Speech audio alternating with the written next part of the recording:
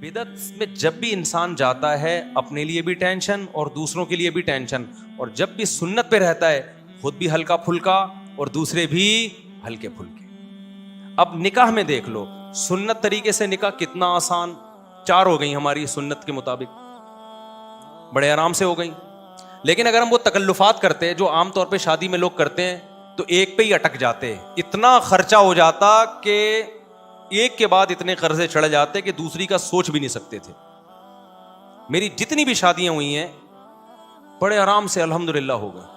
पहली शादी हुई, लड़की के जो दुल्हन के अब्बा आए और मेरी वालदा, वो पंजाब में थे, हम अपनी वालदा के साथ चले गए। रास्ते से हमने भावलपुर से अपने भाई और भाभी को उठा लिया, वहां गए, बस यही बारात थी, हमारा निकाह हुआ और मैं, मेरी वालदा और जोजा बाय एयर आ गए। किस्सा खत्म हो गया, शादी हो गई। अगले दिन मैं घूम रहा हूँ, लोग कह रहे हैं मुसाब कल आपका बयान था, आप थे नहीं। मैंने कहा मैं शादी में गया हुआ था। मैंने कहा किसकी? मैंने कहा अपनी। क्या मतलब? अभी तो आप यहाँ थे, आपकी शादी भी हो गई। मैंने कहा शादी में तो वो बोले कबूल है, हमने बोला कबूल है तो हो गई, इसमें क्या है? तो मैंने कहा वलीमा कर लूंगा मैं, आप बेफिक्र रहें। वलीमा भी अपनी जो मेरी हैसियत थी उसके हिसाब से कर लिया, जितने पैसे थे उसके हिसाब से कर लिया, कोई कर्जे नहीं लिए, कोई उधार नहीं लिए, अपनी औकात देखी कि यार इतनी औकात बनती है तो उस हिसाब से कर लो।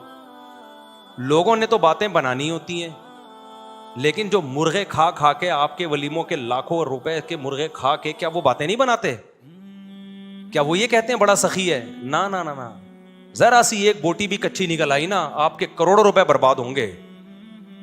और भूल जाते हैं 1.5 हफ्ते 2 हफ्ते बाद कि किसने महंगा वलीमा खिलाया था और किसने सस्ता। मैंने एक चिकन बिरयानी बनवाई थी, बस मेरी गुंजाइश इतनी थी। मैंने कहा इतने आदमी ये बिरयानी, और मना कर दिया कोई लिफाफा नहीं लेके आएगा, क्योंकि लिफाफों का ट्रेंड चल रहा है। लिफाफों में वो लाया तो फिर आप भी लेकर जाओ। अबे भाई लो ही नहीं, ना लेके जाओ ना लो। मना कर दिया कोई लिफाफा शिफाफा नहीं होगा, तमीज से खाओ, पतली गली से निकलो। एक ने कहा बोटियां गली नहीं थी, एक साहब ने कहा सही तरह गली नहीं थी। तो मैंने कहा हमारे बस में जितना गला सकते थे हम गला दिए भाई, इससे ज्यादा हमसे खाना है खा, नहीं तो पतली गली से निकल। तो फिर दूसरी भी ऐसे ही हो गई हमारी, वहां भी ऐसे ही हुआ। मैं दूसरी में तो कोई था ही नहीं ना, वो तो पकड़े जाते तो पिटते। दूसरी में तो इतने अफराद भी नहीं थे। दूसरी जब हुई है तो मेरे भाई, मेरा छोटा भाई मेरा साथ दे रहा था, 2-4 दोस्त मेरा साथ दे रहे थे। जब निकाह का टाइम था ये भी भाग गए, हाथ पांव इनके कांपने लगे। उन्होंने बोला पकड़े तो पिटेंगे हम, शादी तुम कर रहे हो, पिटेंगे कौन? खानदान में जब पता चलेगा कौन कौन था, तो ये था और वो था, तो हम भी पिटेंगे। अब मैं वहदहू ला शरीका लहू हो गया, उस सेंस में नहीं कोई फतवा लगा दो मेरे ऊपर, इन्हीं अकेला हो गया। मैंने 2-4 दोस्त उधार लिए। कभी कहा जाओ यार वो लड़की के अब्बा क्या बोलेंगे, कोई किसी को तो लेके आना। तो हम गए मस्जिद में, हमारा निकाह हुआ। अब रात को रुखसती थी, मैंने घर से शॉर्ट होना था। अम्मा को क्या बताता कहां जा रहा हूं। इत्तेफाक से जुमेरात थी, मदनी मस्जिद बेहतरीन काम आती है ऐसे मौके पे, ठीक है ना। अरे मेरा बच्चा माशाल्लाह, बैठ जाओ बेटा, बैठ जाओ मेरा बच्चा। तो जुमेरात को बेहतरीन ऑप्शन था मेरे पास कि जुमेरात है भाई। तो रुखसती में भी हमारी जो जोजा, उनके वालिदैन थे, हम थे, और शायद एक आध महल्ले पड़ोस की जिनको पता था, बस वही थे। बाकी जो हमारे घर वाले थे उनके रिश्तेदार थे, तो ये हमारा हो गया वलीमा। 2 कमरों का, 1 कमरे का मैंने घर लिया था, मेरी औकात यही थी भाई, इससे ज्यादा मेरी औकात थी नहीं। 1 कमरे का घर मैंने रेंट पे लिया, उसमें 1 किचन 1 वॉशरूम, 2,500 उसका किराया था। मैंने बता दिया ससुराल को फिलहाल मेरी यही औकात है भाई, अगर आपने भेजना है तो इसी में रह लें, जब अल्लाह थोड़ा आमदन अच्छी कर देगा तो उधर अच्छा घर ले लेंगे। उनको भी अल्लाह ने शऊर दिया था, उन्होंने कहा भाई अच्छा रिश्ता, उनके ख्याल में अच्छा रिश्ता था, चलो भाई अल्लाह मदद कर, तवक्कुल किया अल्लाह पे, तो हमारी शादी हो गई। जैसे जैसे बच्चे होते गए अल्लाह ताला माली वसत भी देता चला जाता है। देखो एक बेहतरीन मिसाल दूं आपको, जहां दरख्त ज्यादा होते हैं ना बारिशें वहीं होती हैं। क्या ख्याल है? दरख्त खींचते हैं बादलों को। अगर कोई कहे यहाँ दरख्त, बारिशें तो होती नहीं, दरख्त कैसे लगेगा? अबे तू लगा तो बारिशें शुरू हो जाएंगी।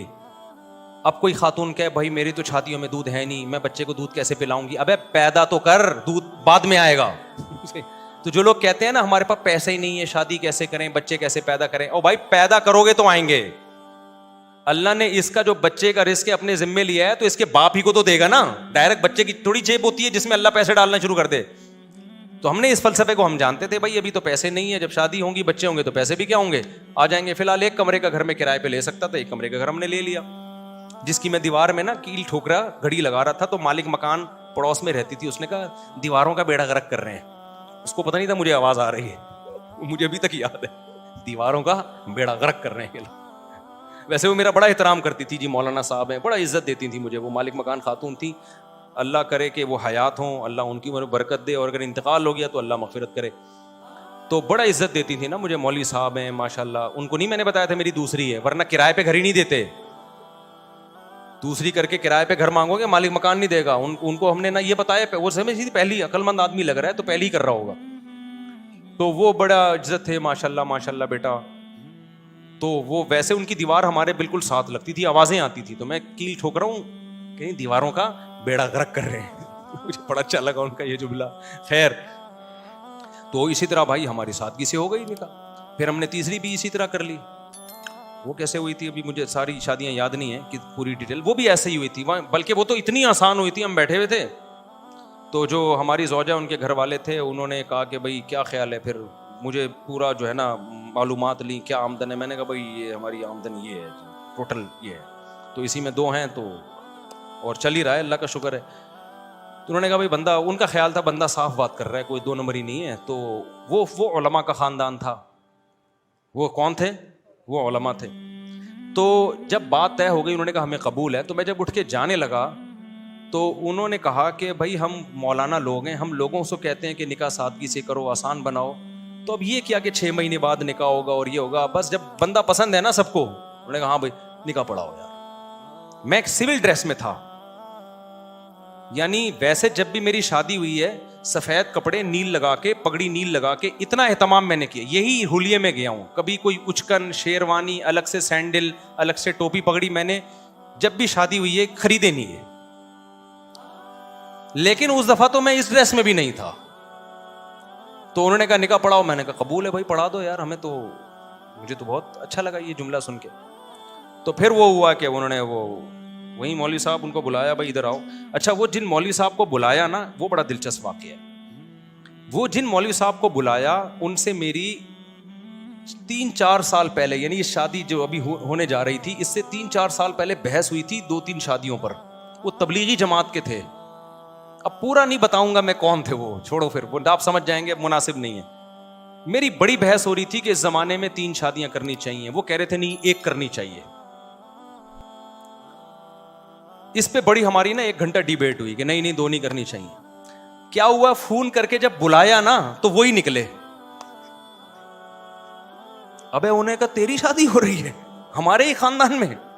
अबे तू बड़ा होशियार निकला, हमें समझा रहा था और हमारे खानदान में घुस गया। फिर बड़ा खुश हुए, बड़ी शाबाश दी। खैर निकाह पढ़ाया उन्होंने। मैं समझा पा रहा हूं अपनी बात। तो हर शादी हमारी इसी तरह हुई है। तो इस तरह से 4 हो सकती हैं, जिस तरह से आप लोग कर सकते हो। एक शादी कमर तोड़ देती है आपकी, उसमें इतना खर्चा, कर्जे चढ़ जाते हैं आपके ऊपर, फिर उसके बाद आप पहले उन कर्जों को उतारने में इतना टाइम लगता है, फिर आपकी जवानी का बेहतरीन हिस्सा वो सारा ज़ाया हो जाता है, जो पैसा आप बचा के किसी और अच्छे काम में इस्तेमाल कर सकते थे। लोग कहते हैं अच्छा रिश्ता नहीं मिलता हमें इसके बगैर। और भाई बहुत से लोग अच्छे हैं, आपको फ्री में भी मिल जाएंगे। वो समझ रहे हो कि नहीं समझ रहे? यानी अच्छे खानदान के लोग हैं जिनको अच्छा बंदा चाहिए होता है तो वो मिल जाता है उनको। तो मैं ये कह रहा था, देखो जो तकल्लुफात में, चाहे वो रबीउल अव्वल के तकल्लुफ हों, बिदअतों के तकल्लुफ हों, जो तकल्लुफात में पड़ा अपना भी नुकसान और सामने वाले का भी नुकसान। जो तकल्लुफात से बच गया खुद भी मज़े में और सामने वाला भी मज़े में।